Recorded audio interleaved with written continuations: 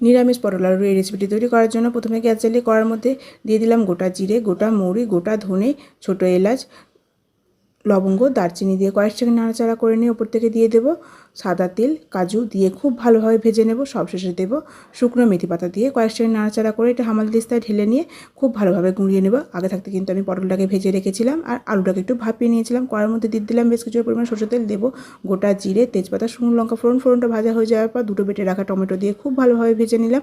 তারপর আমি উপর থেকে দিয়ে দেবো পরিমাণ মতো লবণ, হলুদ, লঙ্কার গুঁড়ো, কাশ্মীরি লঙ্কার গুঁড়ো দিয়ে নাড়াচাড়া করে নিয়ে আদা দিয়ে দেবো। আদাটাকে দিয়ে জল দিয়ে আর কাঁচা লঙ্কা দিয়ে খুব ভালোভাবে কষিয়ে নেব। তারপর ভাপিয়ে রাখা আলুটাকে দিয়েও কয়েক সেকেন্ড কষিয়ে নেওয়ার পর ভেজে রাখা পটলটাকে দিয়ে 3 থেকে 4 মিনিট খুব ভালোভাবে কষিয়ে নেওয়ার পর দিয়ে দেবো পরিমাণ মতো জল। জল দিয়ে খুব ভালোভাবে সেদ্ধ হয়ে যাওয়ার পর যে মশলাটা আমি গুঁড়িয়ে রেখেছিলাম সেই মশলাটা দিয়ে দেবো পুরোটাই, দিয়ে আর 2 থেকে 3 মিনিট ভালোভাবে ফুটিয়ে নিয়ে উপর থেকে ঘি দিয়ে নামিয়ে নিলে রেডি এই নিরামিষ পটল।